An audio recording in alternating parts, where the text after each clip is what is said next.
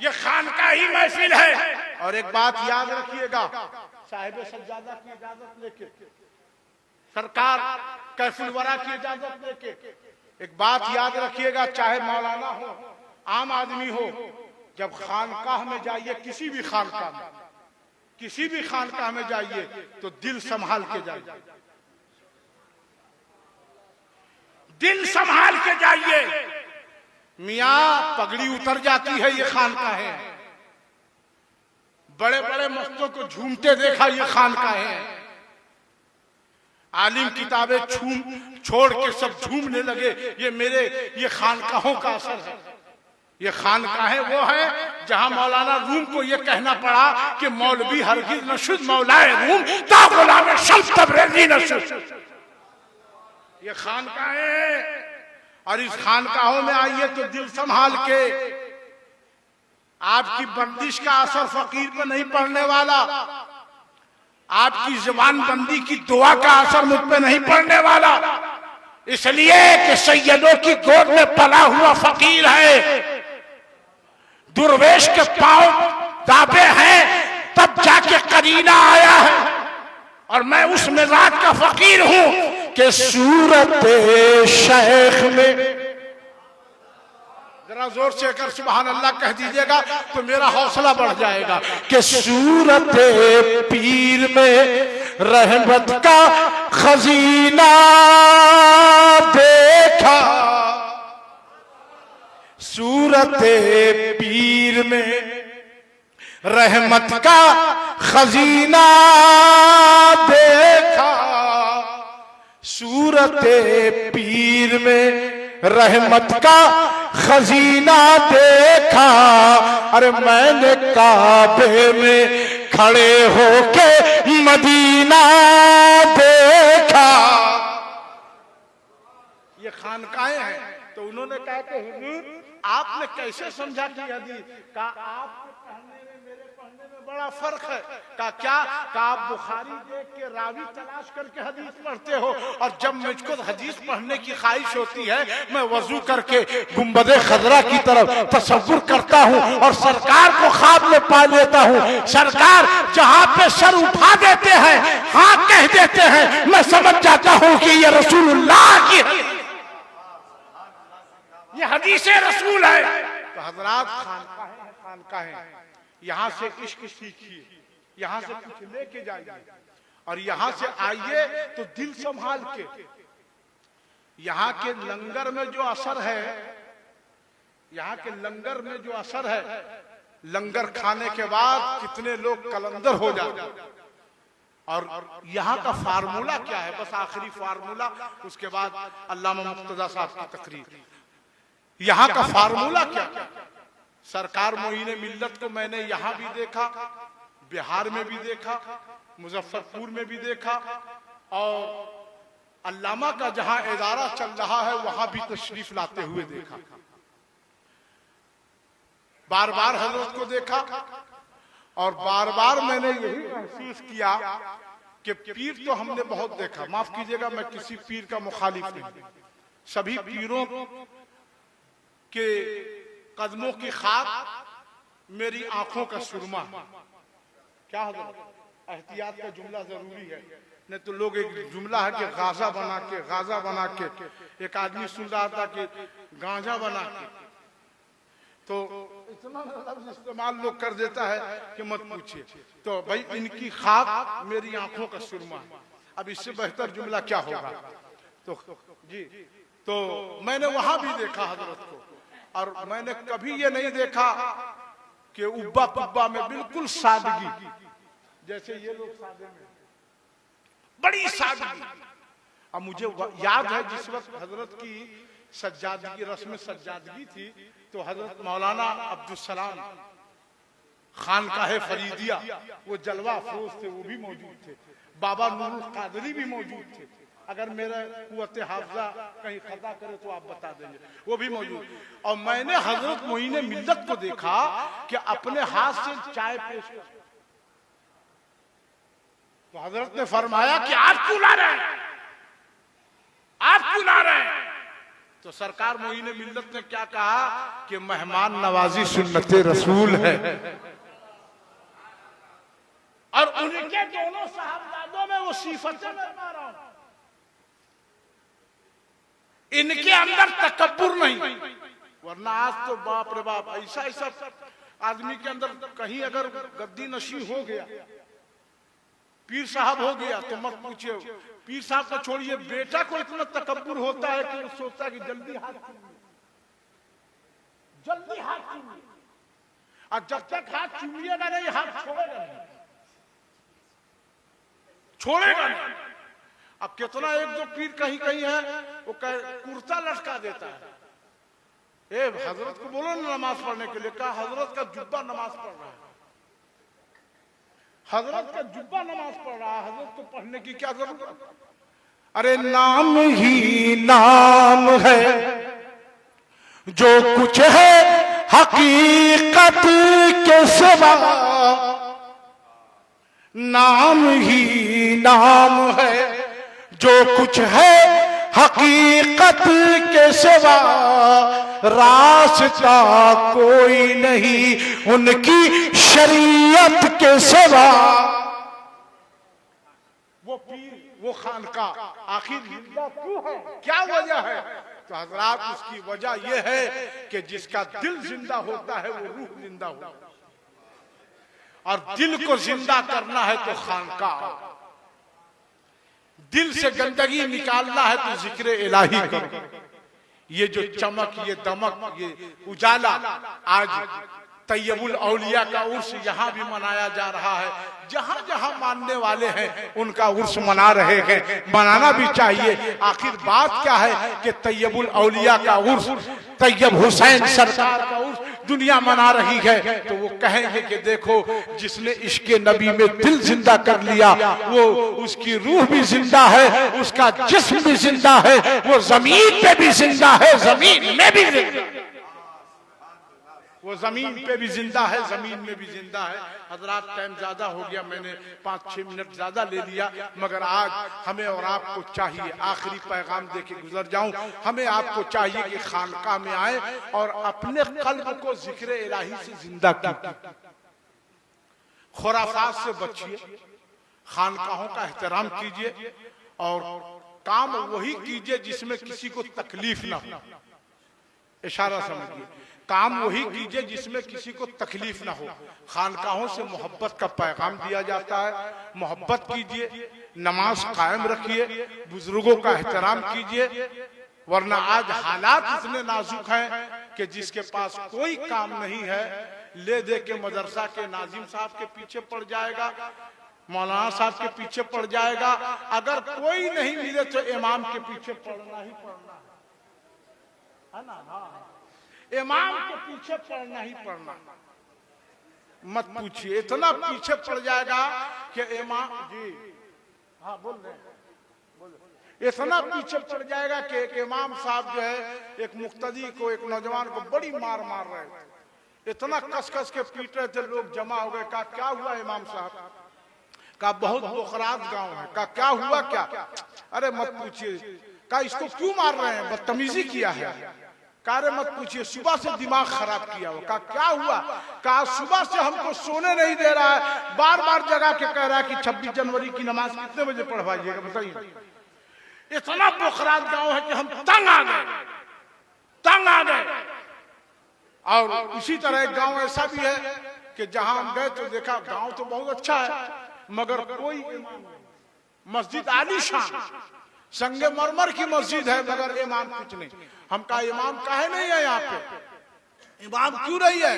कहा हजरत यहाँ कोई इमाम को टिकने नहीं देता, अब कोई इमाम टिक नहीं पाता। कहा क्यों नहीं टिक पाता? कहा कि टिकने नहीं देगा, यहाँ का लोग बड़ा बुद्धिमान है, टिकने नहीं देगा, टिकने नहीं देगा। कहा क्या हुआ? करना टिकने नहीं दे। आपका क्या हुआ? कहा एक नए इमाम साहब आए थे, 15 दिन में अपना बोरिया बिस्तर लिए वापस चले। अच्छा ये बोल दे कि खत्म कर दे अपनी तकरीर, बोलिए, बोल दें, जोर से बोलिए, बोल दें। कहा 15 दिन में भाग गए, कोई 4 दिन में भागा, कोई 25 दिन में भागा, कोई 29 दिन में भागा। ये इमाम साहब बेचारे 15 दिन में। हमका क्या हुआ, क्या मत पूछिए। इमाम साहब बेचारे किसी से कुछ बोलते नहीं थे। एक दिन होटल पे बैठे थे, चाय पी रहे थे, वहां से सेक्रेटरी आया, कहा हजरत सुनिए, गांव का बच्चा सब बहुत बिगड़ गया है। का क्या हुआ? का रात भर बच्चा सब जो है मोबाइल चलाता है, कुरान नहीं पढ़ता, नमाज में नहीं पढ़ता, मस्जिद में नहीं आता, फजर में कम आता है, थोड़ा सा नसीहत कीजिएगा, वसीयत कीजिएगा। का ठीक है। उधर से सदर आया, का सदर साहब, इमाम साहब सुनिए। का क्या है? का बच्चा लोग बहुत ज्यादा बेरहरवी का शिकार हो गया है, लिहाजा थोड़ी तकरीर में जुमा में बोलिएगा, उन लोगों को समझाइएगा। मतलब 4-5 आदमी आके कहा कि सुनिए ना, थोड़ा वसीयत कीजिए, नसीहत कीजिए, बच्चा सब बिगड़ गया है, नमाज में भी मोबाइल देखता है, मिलाद में जाता है तो भी मोबाइल देखता है, अगर जलसा में भी बैठा रहता है तो ना तकरीर सुनता है ना शायर का, खाली मोबाइल देखता है। इतना दीवाना हो गया है, जरा सा ताकीद कीजिएगा, जरा सा बोलिएगा। बेचारे सुनते सुनते पक गए। एक दिन फिर किसी ने कहा हजरत कल जुमा है और आप बच्चे लोग को सुधारिएगा, थोड़ा वसीयत कीजिएगा, नसीहत कीजिएगा नौजवानों को। तो उन्होंने कहा अरे भाई अब क्या नसीहत करें जी, क्या बोले, क्या नसीहत करें, ये गांव का निजाम ही नहीं ठीक है। इतना जो कहे कि गांव का निजाम ही नहीं ठीक है, 4-5 आदमी जो है बागड़ बिल्ला की तरह चिल्लाना चालू हुआ। कहा अच्छा सब ठीक है, हमारे दादा निजाम ही नहीं ठीक है। अब हल्ला गुल्ला हो गया, हल्ला गुल्ला हो गया। कहा कि हम सब ठीक है, हमारे दादा निजाम। अच्छा इसमें कोई निजाम भाई होंगे तो बुरा नहीं मानिएगा। कहा कि हमारे दादा निजाम नहीं ठीक है। ए भाई हल्ला गुल्ला, लाठी गरासा बरासा से लाठी, लोटा ठोटा ठोटा निकल गया। पंचायत बैठी, का इमाम साहब 25 आदमी गवाही दे रहा है कि आप होटल में बोले हैं निजाम ठीक नहीं है। कहा रे भाई हम ही निजाम के बारे में नहीं ना बोले, हम ही निजाम के बारे में नहीं बोले, हम बोले कि यहाँ का तौर तरीका का आप तरीका नहीं बोले हैं। अल्लाह कसम हम कुरान लेके कहते कि आप निजाम कहे कि निजाम नहीं ठीक, यहाँ का निजाम नहीं ठीक है। अब वो लाख समझा रहे हैं कि ना हम वो सब नहीं मानेंगे, आप बोले हैं कि निजाम नहीं ठीक है तो निजाम नहीं ठीक है। अब शम तबरेज साहब जैसा शायर कह रहे रे भाई निजाम माने तरीका का ना। शम साहब बड़े शायर है मगर हम एकदम हल्ला गुल्ला हो गया। बेचारे लाख तावील पेश कर रहे, आप बोले हैं। अब पोता बार बार कह रहा खुदा कसम हमारे सामने बोले हैं कि निजाम नहीं ठीक, बार बार कह रहे कि निजाम नहीं ठीक है, निजाम नहीं ठीक है। नतीजा निकला कि उन पे पंचायत बैठा दिया और 1100 रुपए का जुर्माना। इमाम साहब बोले या अल्लाह कहां मैं फंस गया, अभी तनख्वाह भी नहीं मिली है और 1100 रुपए का जुर्माना लगा दिया। मद्दाई हबीब साहब कहा कि 1100 रुपए का जुर्माना लगा दिया। इमाम साहब बोले अब कुछ हो जाए, मर जाए, कट जाए, धस जाए, हम कुछ नहीं बोले। ये लोग आपस में कट जाए, गल जाए, हम कुछ जो नहीं बोलेंगे। कुछ बोलते ही नहीं थे। उधर से कोई आया, कहा कि हजरत फला मोहल्ला में मिलाद में जाइएगा, हजरत मगरिब का टाइम बढ़ा के घटा, हजरत निकाह पढ़ाने के लिए जाइएगा। अब लोग कहा कि रे भाई ये कुछ भूलवे नहीं करते, बड़ी दिक्कत हो गई है। अब वो खाना ला के रखता, कहता भाई अब वो कुछ बोलते ही नहीं थे। हजरत क्या खाइएगा, हजरत कुछ बोलिए ना। अब यहां तक हो गया मामला कि एक जुमा जो आया ना तो माइक पे खड़े हो गए मगर कुछ बोले नहीं। लोग का बोलिए ना। और टाइम पूरा जब हो गया तो खुतबा पढ़ाया। यहाँ तक मामला हो गया, आप लोग बोले नहीं तो इत्तेफाक है कि उनका कोई पहचान वाला बारात में आया था तो उसको भी बात मालूम है। अच्छा ये सब बात बहुत जल्दी फैल जाती है, ये सब बात बहुत जल्दी फैल जाती है, अच्छी बात जल्दी नहीं फैलती है। तो वो कहा कि हो खोजते खोजते आया कि हमारे दोस्त कहाँ है, का वो वहाँ बैठे हुए हैं। का कहाँ है, का नाजिस मुजफ्फरपुरी वहीं तो बैठे हुए हैं होटल में। कहा कहाँ है, का वही है। आया कहा रे अस्सलाम वालेकुम दोस्त का, वालेकुम सलाम, खैरियत का। कहा आप तो बहुत अच्छे आदमी हैं, संजीदा आदमी हैं, आप तो बहुत नेक आदमी हैं, क्या जरूरत है गांव की सियासत में आपको पढ़ने के लिए, पंचायत में आपको पढ़ने के लिए? अरे कौन क्या है, आपको क्या जरूरत था कि निजाम भाई के खिलाफ आप बोल दिए? निजाम भाई तो हाजी भी हैं, काजी भी हैं, गाजी भी हैं, क्या क्या है, सब कुछ है, तो आप काहे उनके खिलाफ बोल दिए? तो वो इमाम साहब सुने, कहा कि सुनिए ना, और वही चाय की दुकान पे बैठे हुए थे, 15-20 लड़का सब बैठा हुआ था। कहा कि सुनिए ना, आप जितना जो सुना रहे हैं और आपको जो खबर बताया है हमारे बारे में और जो गुमराह किया है, तो सुनिए, इस सब बात में राई के दाना के बराबर भी सदाकत नहीं है, सदाकत नहीं है। अल्लाह अकबर इतना कहना था, वहां 3 गो सदाकत का नाती बैठा हुआ था। कहा वाह, निजाम साहब से न भिड़े तो अब हमारे नाना के बारे में करेंगे सदाकत ठीक नहीं। अजीब बात है कि सदाकत ठीक नहीं है। हजरत मोबाइल रख दीजिए, यहाँ गौर से सुनिए। का सदाकत ठीक नहीं है। अब सदाकत का नाती हल, उसका बेटा अलग फाड़ा उठता, आप बोले हैं सदाकत, सदाकत भी पंचायत करवा। और सदाकत का नाती कहा कि देखिए, इमाम साहब जो है निजाम साहब से नहीं जीत पाए तो हमारे नाना सदाकत का नाम ले रहे थे। कह रहे भाई, सदाकत के माने सच्चाई, का आप सच्चाई नहीं बोले थे, आप बोले थे सदाकत ठीक नहीं। कहा हम सदाकत, कहा आप यही बोले थे। अब वो समझा रहे मगर समझने के लिए तैयार नहीं। का अल्लाह रहम करे। जानते हैं सदाकत का आदमी सब 800। इमाम साहब बोले कि भाई जुर्माना पे जुर्माना कितना हम देंगे? चुप हो गए। हाँ चुप हो गए, कुछ बोलते ही नहीं थे। कुछ दिन के बाद किसी ने कहा कि अगर आप कुछ बोलिएगा नहीं, कुछ समझाइएगा नहीं, तो कैसे गांव में इस्लाह होगी, लोग कैसे समझेंगे, आपका पैगाम कैसे जाए? कहा कि अब हम तय कर लिए हैं कि अल्लाह ताला आप लोगों को हिदायत दे, बस हिदायत का लड़का का लीजिए। गरीब का सब दुश्मन होता है। निजाम दादा से न जीत पाए, सदाकत नाना से न जीत पाए, तो हमारे अब्बा गरीब है तो हिदायत अली का नाम दे रहे हैं कि हिदायत ठीक।